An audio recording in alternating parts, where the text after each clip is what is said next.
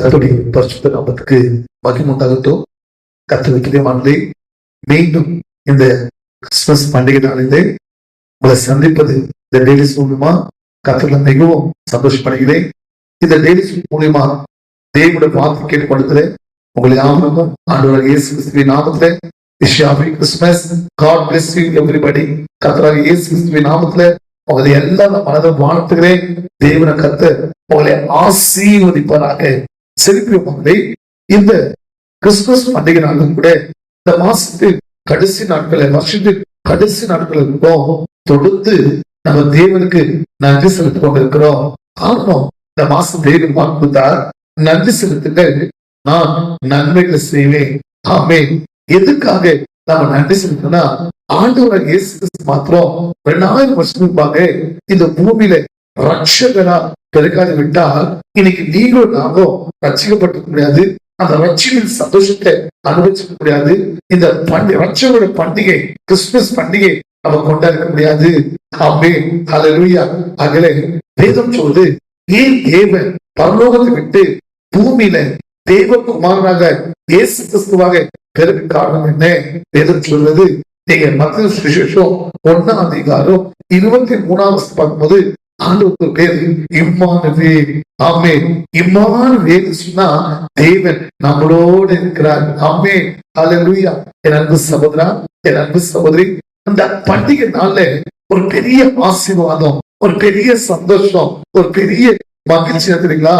Emmanuel தேவன் அவர் நம்ம கூட இருக்கிறார். இன்னைக்கு நிறைய பேர் பாருங்களேன், வீட்டுக்கு பெயிண்டிங் பண்ணுவாங்க, டெக்கரேஷன் பண்ணுவாங்க, லைட் செட்டிங் பண்ணுவாங்க, கிறிஸ்துமஸ் ட்ரீ வைப்பாங்க, ஸ்டார் கட்டிருப்பாங்க, புது ட்ரெஸ் போட்டிருப்பாங்க, நல்ல ஸ்வீட் எல்லாம் பல சாப்பிடுவாங்க.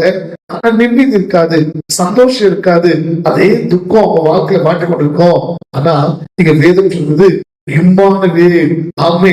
இம்மானுவேல் சொன்னா தேவன் நம்ம கூடயே இருக்கிறார். ஆமே. நம்ம தேவ பிள்ளைகளை கரெக்டா நம்ம கூட இருந்து அவர் செய்கிற ஆசீர்வாதம் பார்த்தீங்கன்னா, நீங்க ஏசாயா 9ஆம் அதிகாரம் 6ஆம் வசனம், ஏசாயா 9ஆம் அதிகாரம் 6 அவர் அதிசயமானவர். ஆமே.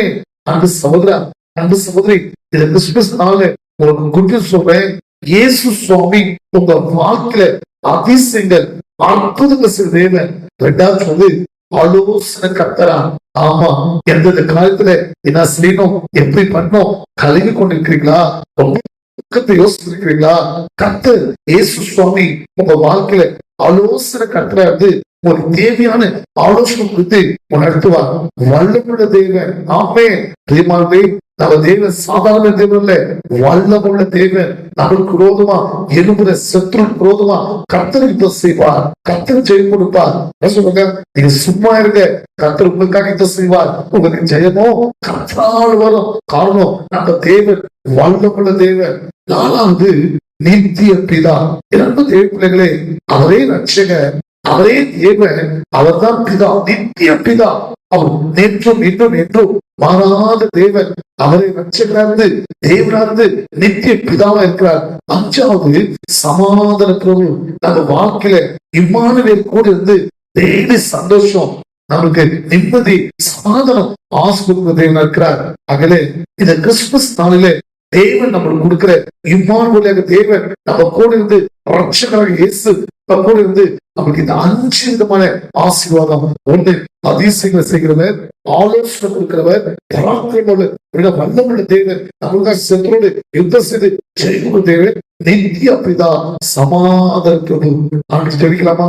சுவாமி, இதோ இந்த கிறிஸ்துமஸ் பண்டிகை நாள்ல கூட இந்த month of joy, month of டைக்ஸ் மாதத்துல கூட அன்றுவரே யாரெல்லாம் இந்த தேசம் மூலியமா உனக்கு நன்றி செலுத்துகிறாங்களோ, அப்பா உங்களை சோதனைக்கிறாங்க, துதிக்கிறாங்களோ, வாழ்க்கையில இந்த 5 விதமான ஆசீர்வாதங்கள் இயேசு கிறிஸ்துவின் நாமத்துல உண்டாவதாகப்பா.